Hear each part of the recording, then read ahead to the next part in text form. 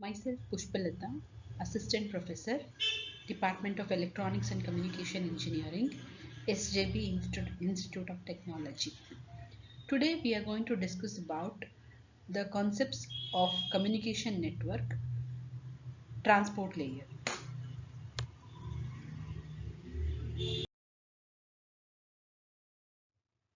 Let us discuss about the concept of flow control.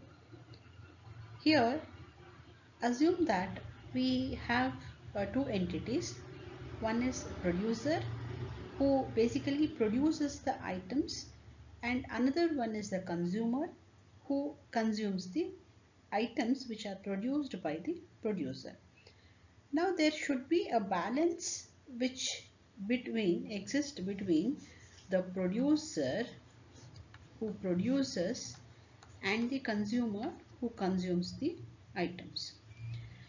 Now, when we talk about the balance, right?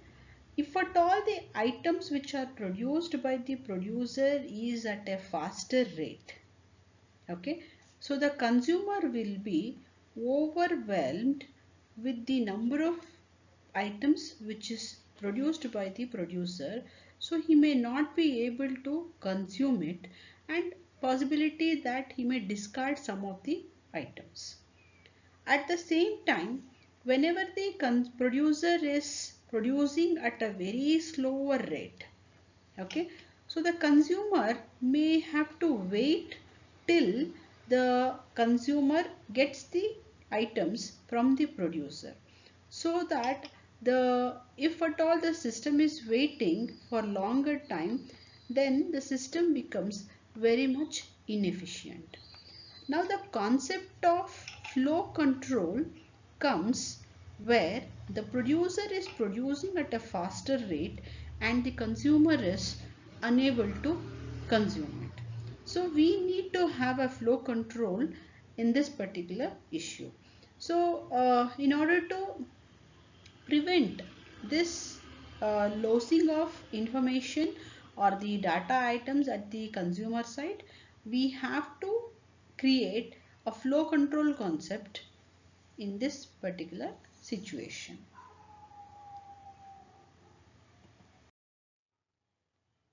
So consider uh, the flow control can be analyzed using two different types or concepts. One is pushing, other one is the pulling.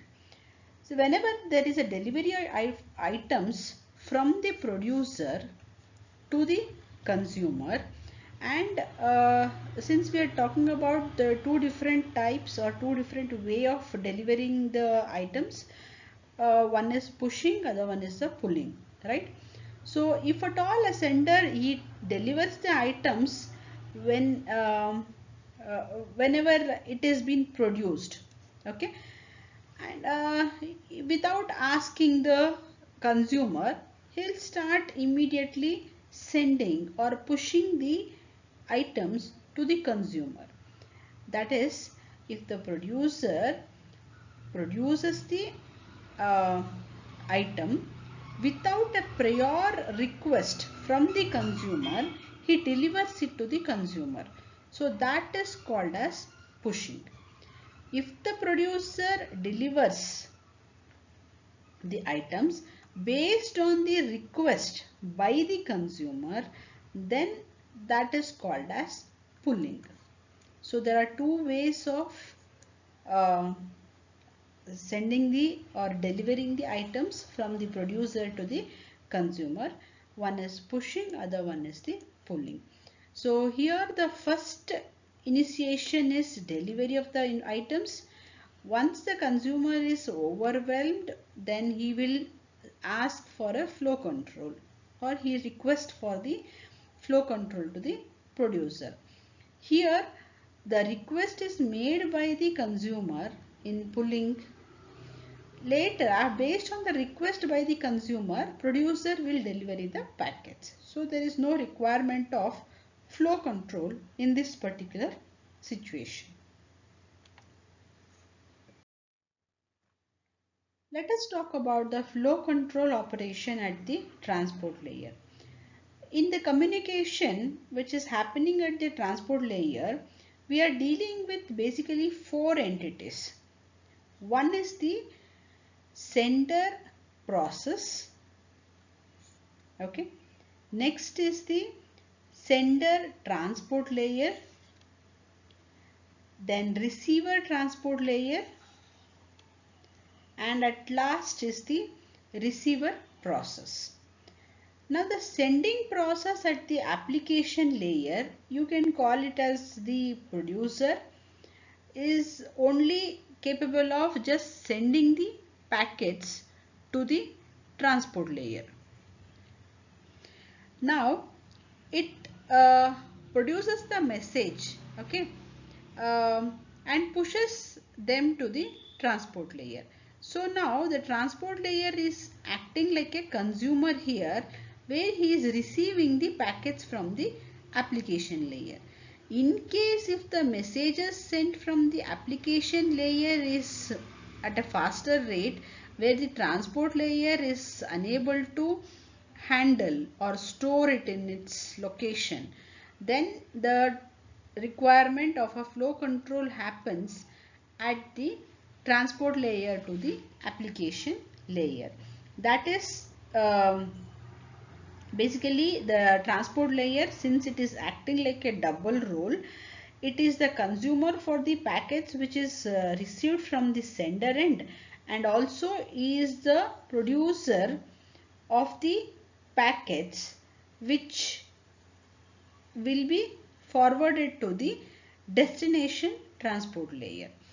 And when the transport layer is forwarding these packets or pushed to the destination transport layer, and the consumer at the receiver site is overwhelmed, then there is a request of flow control to the sender's transport layer. Okay, so it is basically whenever it is decapsulating the information at the receiver's transport layer, that time the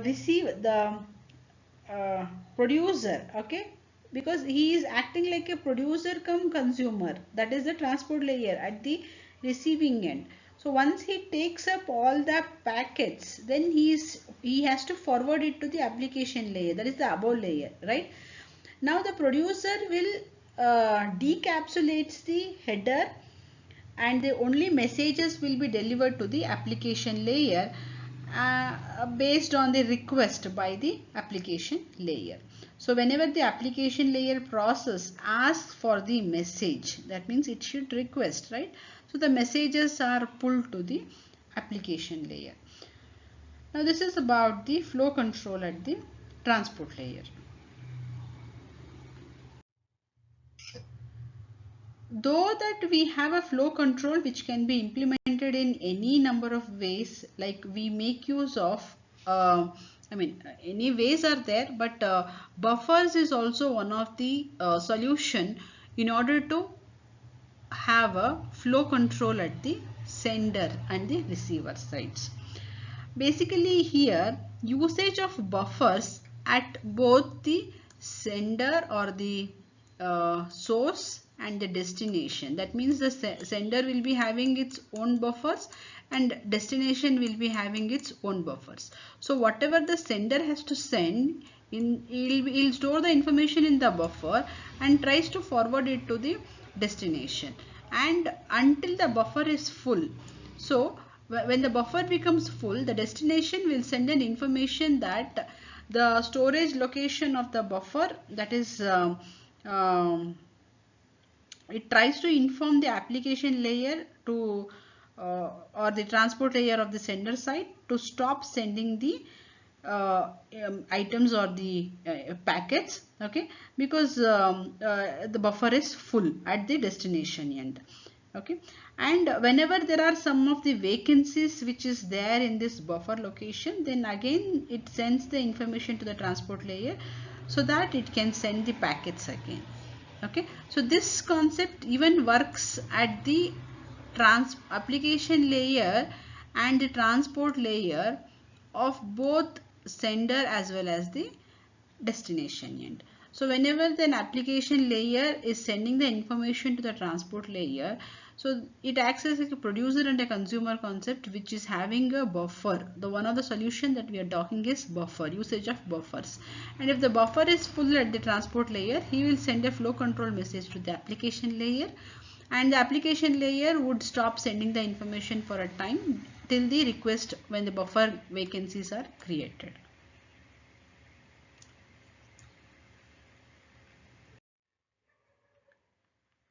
Let us discuss about the one more characteristic feature of an transport layer, that is error control. Basically, error control is to have reliability in the network. When we talk about the IP, it is quite possible that we know it is an unreliable um, protocol, or where at the network layer. So whenever the reliability is required, so we need to make use of the transport layer, and that gives a reliability whenever the application requires the reliability. Okay, so here it can be achieved by adding the error control services to the transport layer. Now what is this error control services at the transport layer is responsible for? When we talk about the error control, it should detect or discard the corrupted packets, and it should keep track of the lost or the discarded packets, and it has to be resent back to the destination. Third is recognizing the duplicate packets which is received at the destination and discard them. Additional packets need to be discarded.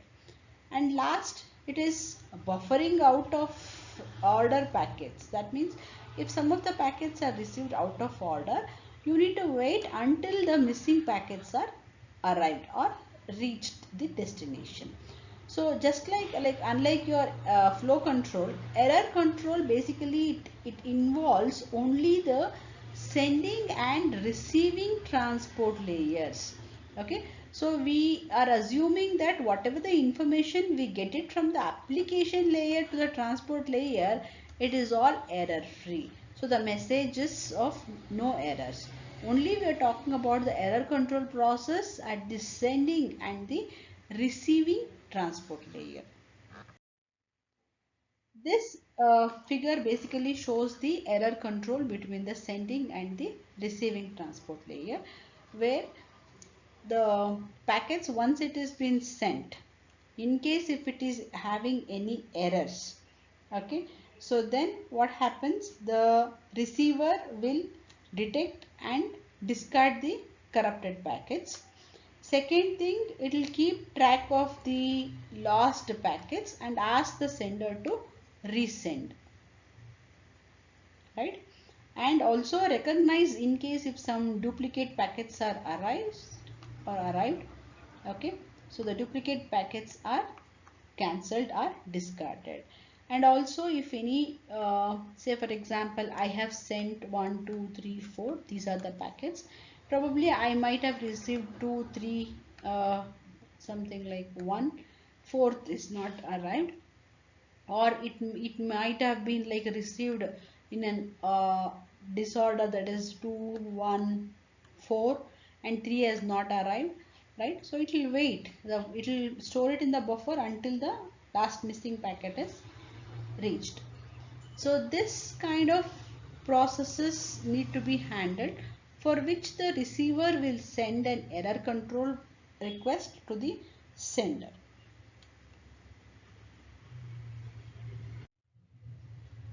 Let us discuss about the sequence number. So as we know that error control at the sending transport layer, where the packet is to be resent whenever there is an error at the receiver end, the receiving transport layer knows that which packet has like duplicate and which has to be like resent, right? So that will be intimated to the sender's transport layer. Now this can basically be done with the packets which are like numbered, because otherwise the receiver may not be knowing which packet has to be like resent. So all the packets are given with a unique identification number depending on the um, number of bits that are being allowed, right? So here, if at all I consider that the header of the packet is allowing some m number of bits, then the sequence number would range between 0 to 2 power m minus 1. Say that if I consider m is equal to 4, then 2 raised to 4 minus 1, which would gives me 15, right? So this 0 to 15 is the sequence number which are been provided for the messages, and that wrap around in a sequence. So 0 to 15, and again it starts from 0 to 15. So in other words, if we try to say, the sequence numbers are nothing but the modulo 2 raised to m. And whenever we talk about the error control, the sequence numbers are the modulo 2 raised to m, where m is the size of the sequence number field in the basically in bits. When we are representing in the header, TCP header, okay, we try to give it in the form of a number of bits that is being provided for a sequence number.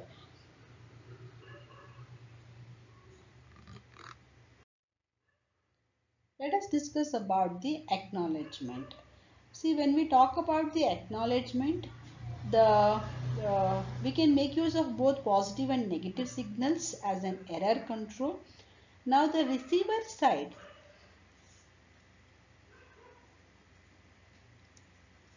sends the acknowledgement for each of a collection of the packets that has been arrived safe and sound, right? Otherwise, it simply discards the corrupted packets, and sender has to detect the lost packets, and if it is user's timer, and he has to resend the packet.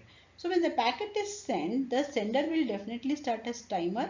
Within the timer time, if the acknowledgement does not received and the timer get expired, sender will resend the packets. In case if any duplicate packets are received, then the receiver will discard it, keeping the original packet. Similarly, out of order packets are like again either discarded, or you can store it until the missing one arrives. Okay. So finally, it is whenever it's connection oriented process, we talk about the acknowledgement, and that is being sent from the receiver to the sender.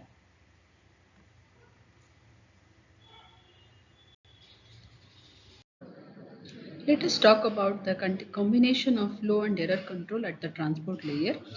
Flow control requires the use of two buffers, one at the sender side and other at the receiver side. When I talk about the flow control, if the producer is having more number of packets and consumer is unable to consume this number of packets, then there is a requirement of the sender side to reduce the number of packets sent from the sender.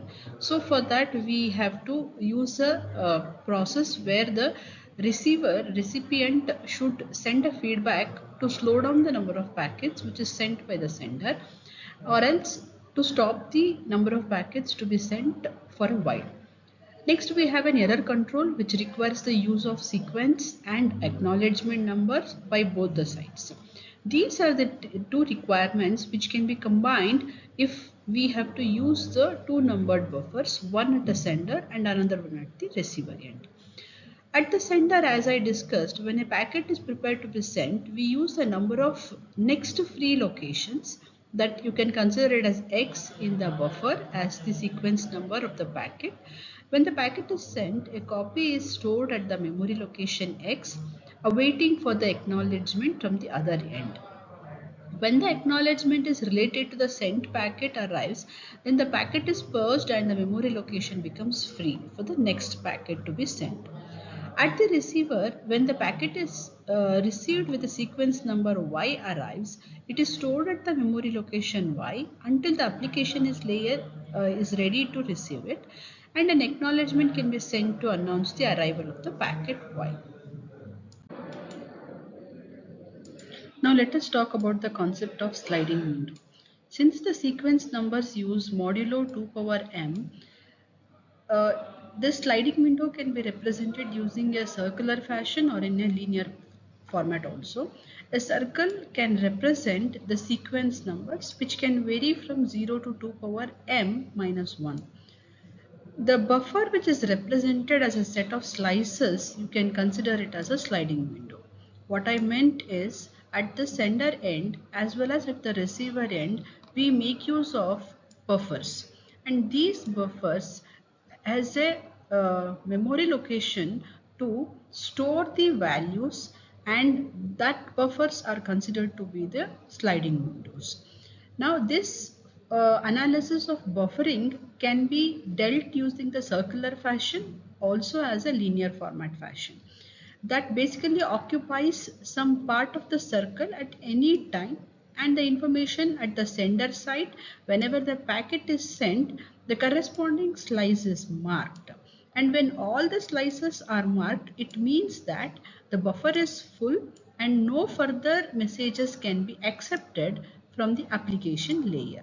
Since the application layer is the one who is sending the information from application layer to the transport layer. Whenever an acknowledgement arrives, the corresponding slice is unmarked, and if some consecutive slices from the beginning of the window are unmarked, the window slides over the range of the corresponding sequence number and allows the sliding window to make it free so that it can move the window and go to the end of the window such that the new buffer values can be filled in.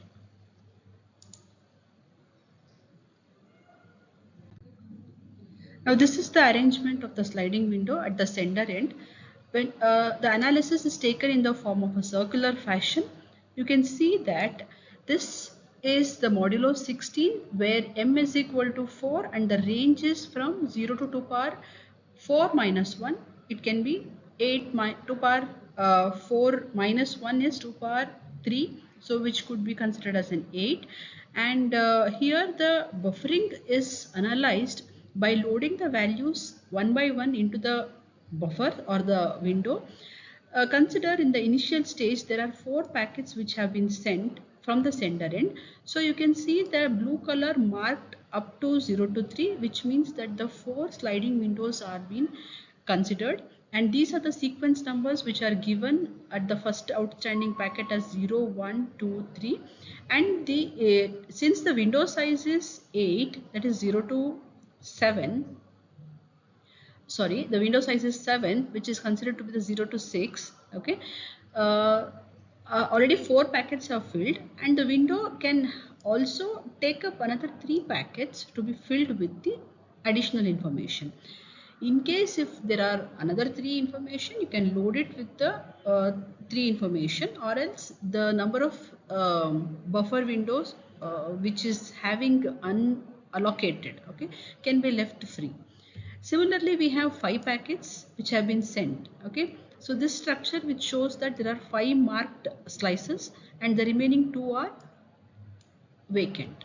And next time when you are sending this all the 7 packets, and since all the packets all the location of the slices in the window are full, okay, the application layer cannot send any further more information since the buffer window is full.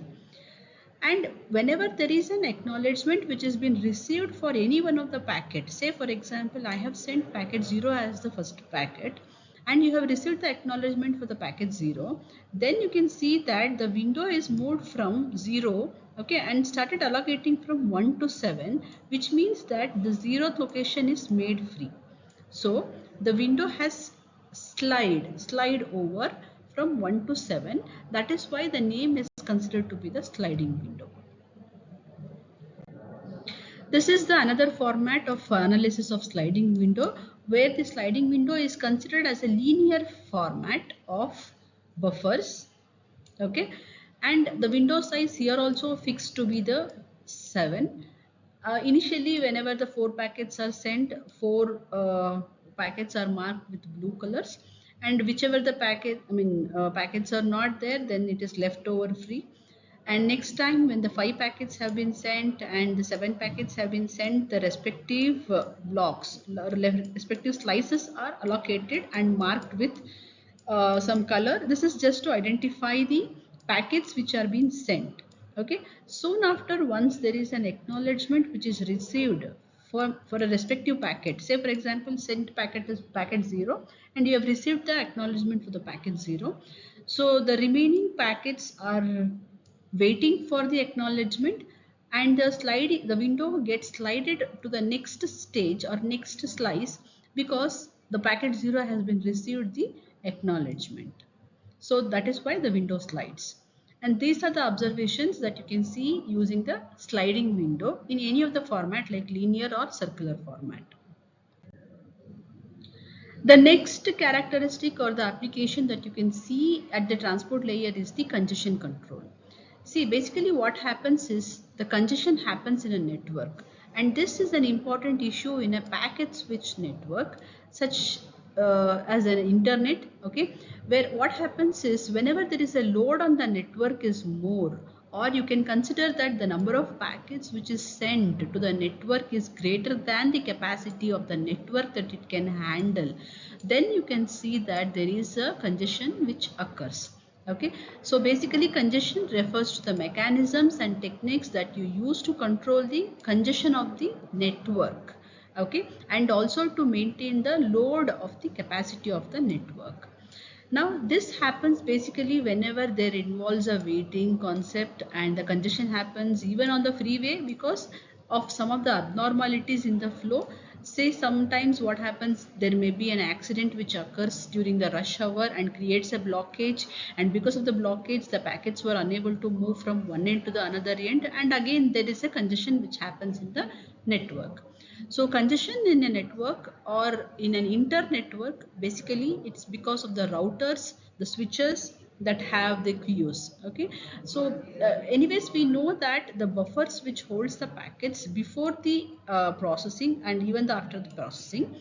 Um, a router is an example of I mean basically to handle the congestion.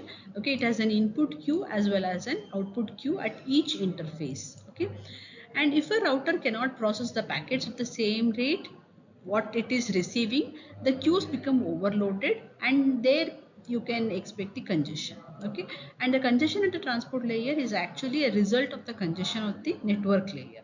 So you have different mechanisms at the transport layer, and some of the algorithms like algorithms or the protocols, they have come up with avoidance of the congestion, and that particular topic we'll discuss in the next session, that how the transport layer is capable of avoiding the congestion to some extent.